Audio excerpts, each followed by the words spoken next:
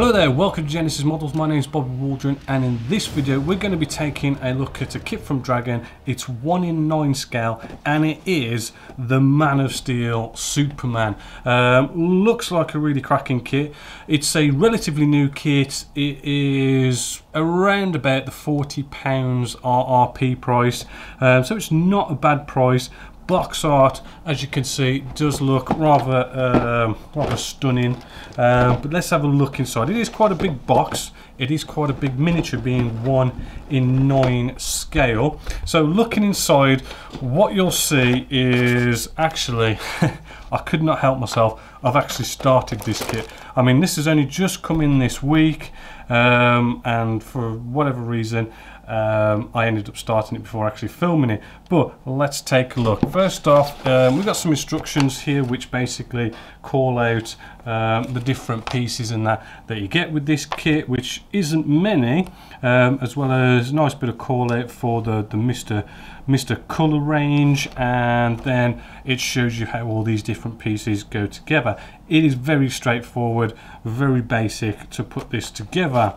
So moving along, we have this, we get a base with this, which does look nice and sturdy, not bad. We can come along and, you know, potentially spray this sort of black, give it a really good sort of gloss to it, improve it even more, or something along those lines.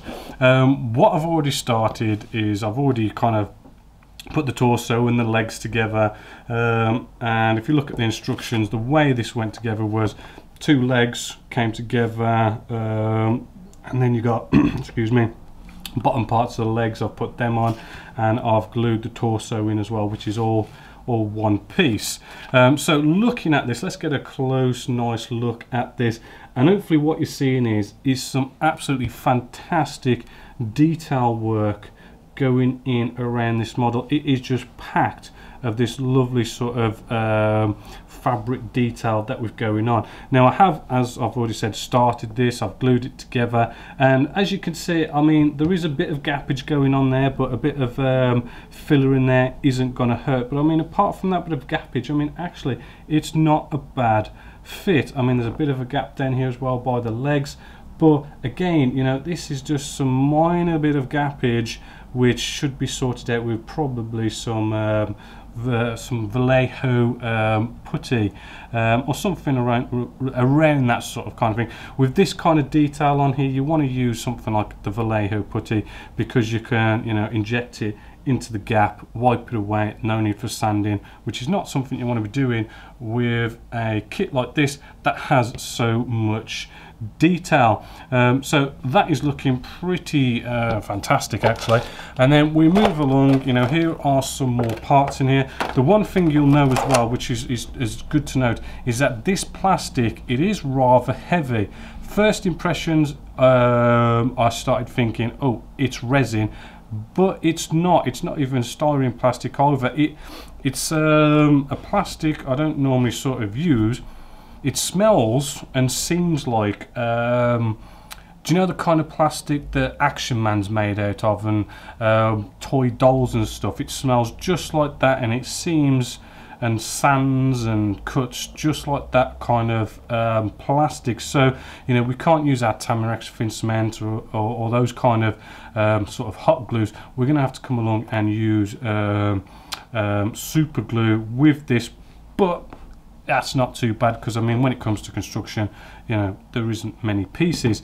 So here's like some arms, and let's show you the head, because we've got some really cracking detail going on with his face as well. Hopefully, as you can see there, you know, we've got well, he looks you know, quite a bit like the actual actor who plays Superman in the Man of Steel.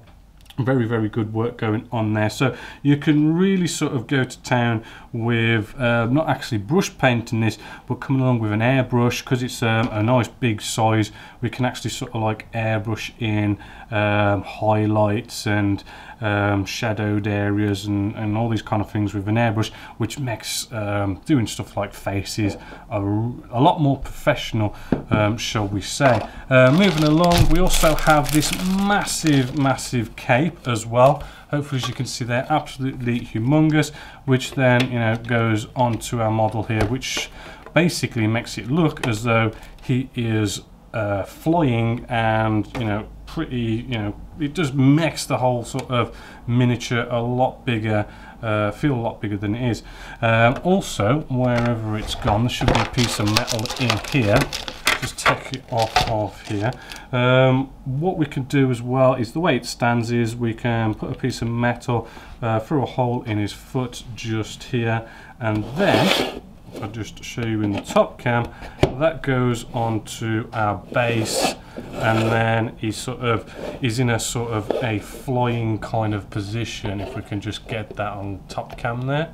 As you can see, he's sort of in a flying position. We glue that into place and it will look absolutely stunning. So all in all, £40 for a kit of this level of excellent detail is really good. It's a good size miniature. It's going to be a size that is going to look really good on your display shelf or something like that. I do really like it. I've liked it, as I say, so much. I've actually just started it before I've even reviewed it, for no apparent reason. I just wanted to start building this, and actually I think it's going to be quite easy to paint as well. I mean, you could spray this blue, nice couple of washes in there going into all this lovely detail here, and it'll just bring it out so nice. I mean, you know, it just helps your painting look more professional when you've got such a good amount of surface detail already there. It just helps make your paintwork look better, basically. So yeah, a well recommended kit here at Genesis Models. So hopefully until next time, my name's Bobby Waldron, this is Genesis Models, and I hope you've enjoyed. Thank you.